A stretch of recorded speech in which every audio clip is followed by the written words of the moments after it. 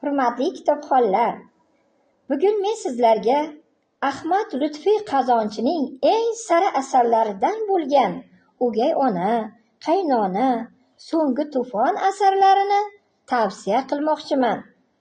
Mazkur to'plamga Ahmad Lutfiy Qazonchining eng mashhur O'gay ona, qaynona va So'nggi tufon asarlari kiritilgan.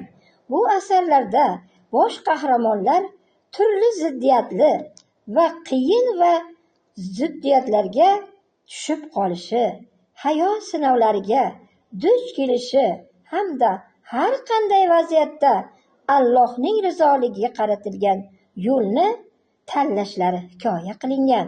Bu asarlarning bugungi kunda tarbiyaviy ahamiyati nihoyatda kuchli. Nega endi 18 ga kirgan, husni va odobi beqiyos go'zal bo'lgan qiz ko'plab sovchilar orasida xotini o'lgan 2 bolali erkakni tanlaydi va unga turmushga chiqadi? Aziz kitobxonlar, qolganini o'zingiz davom ettiring.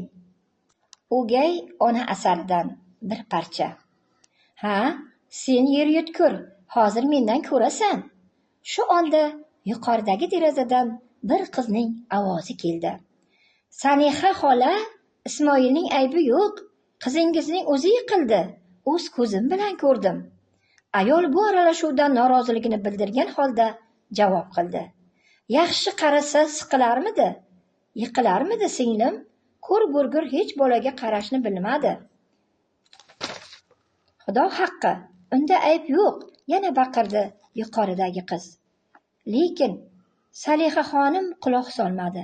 Bolani 2 tarsakiladi, qizni esa erkalab quchog'iga oldi. Kel, qo'zichog'im, yagonam. So'ng yig'layotgan Ismoilga o'girildi. Uyaltirma, 2 shapaloqqa bo'zlama endi. Oyog'i bilan bosib rosa tepkilardim-ku deb o'dag'aylab bolasini yetaklab uy tomonga yo'l oldi. Ismoil qayrilib qaradi. Bu yoqqa kel. Bola asta bordi. Qiz uni ichkariga taklif qildi.